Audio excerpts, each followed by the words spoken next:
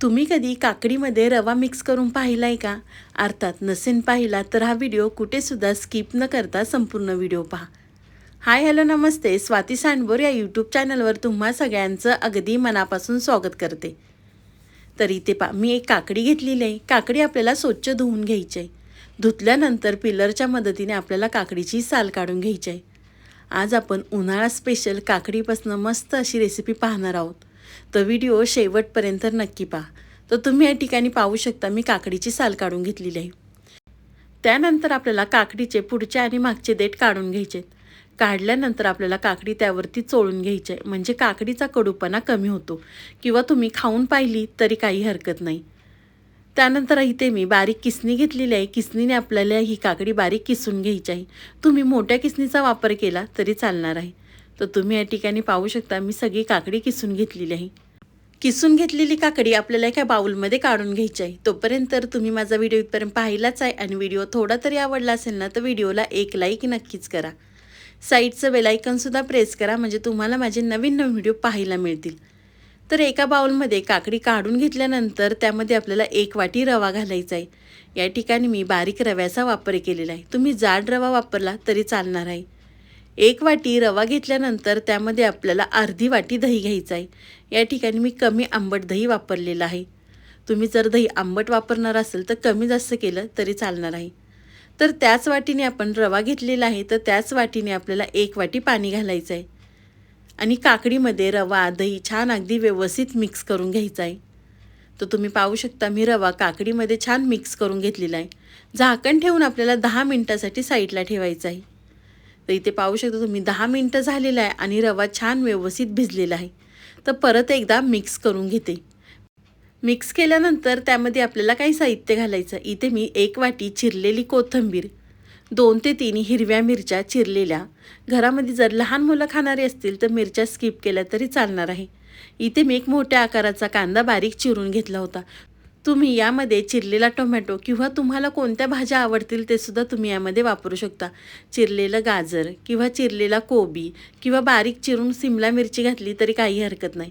त्यामध्ये आपल्याला 1 चमचा जिरे घालायचे, चवीनुसार मीठ घालायचं आहे आणि परत एकदा व्यवस्थित आपल्याला मिक्स करून घ्यायचं आहे. मिक्स केल्यानंतर त्यामध्ये आपल्याला पाव चमचा खाण्याचा सोडा घालायचा आहे. त्यावरती थोडंसं पाणी घालायचं आहे आणि आपल्याला एकसारखं परत व्यवस्थित छान मिक्स करून घ्यायचं आहे. अगदी व्हिडिओमध्ये दाखवले ना त्या पद्धतीने करून घ्या. पीठ व्यवस्थित मिक्स केलं की एका साईडला इथे मी आप्पे पॅन गरम करून घेतलेला आहे. त्यामध्ये आपल्याला तेल घालायचं आहे. तुम्ही तेल किंवा तूपसुद्धा वापरू शकता, पण या ठिकाणी मी तेलाचा वापर केलेला आहे. तेल घातलं की त्यामध्ये आपल्याला तयार केलेलं बॅटर त्यामध्ये घालायचं आहे 1-1 चमचा. तुम्ही मुलांच्या टिफिनसाठी किंवा मुलांच्या नाश्त्यासाठी अगदी झटपट करू शकता. उन्हाळासुद्धा सुरू झालेला आहे. शरीराला थंडावी देणारी ही काकडीपासून रेसिपी तुम्ही एकदा नक्की करून पहा. नेहमीचेच पोहे उपमा खाऊन कंटाळला असाल ना तर नक्कीच हे काकडीपासून बनवलेले आप्पे एकदा नक्कीच ट्राय करून पहा. तुम्ही एकदा बनवले ना काकडीपासून हे आप्पे तर आठवड्यातनं 2 ते 3 वेळा नक्कीच बनवाल. अगदी लहानांपासून मोठ्यांपर्यंत सगळेजण आवडीने खातील. तर इथे मी 1-1 चमचा बॅटर सगळ्या पॅनमध्ये घालून घेतलेला आहे.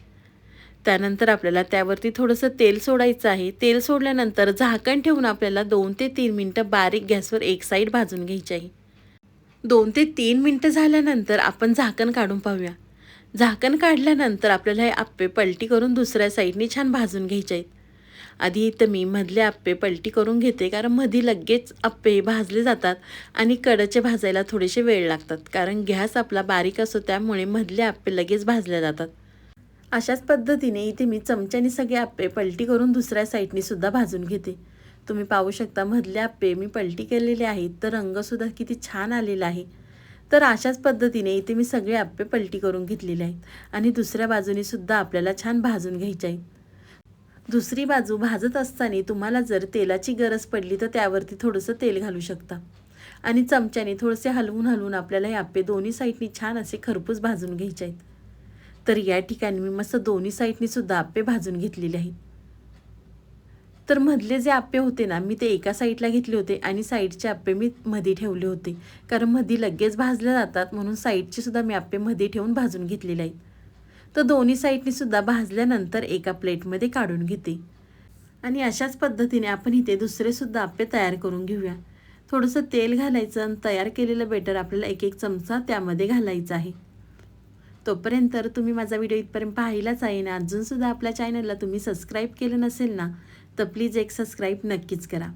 नवीन यूट्यूबरसाठी तुमचा एक सबस्क्राईब नवीन यूट्यूबरला उमेद देऊन जातं. अशाच पद्धतीने आपण हे सुद्धा आप्पे छान दोन्ही साईडनी भाजून घेऊया.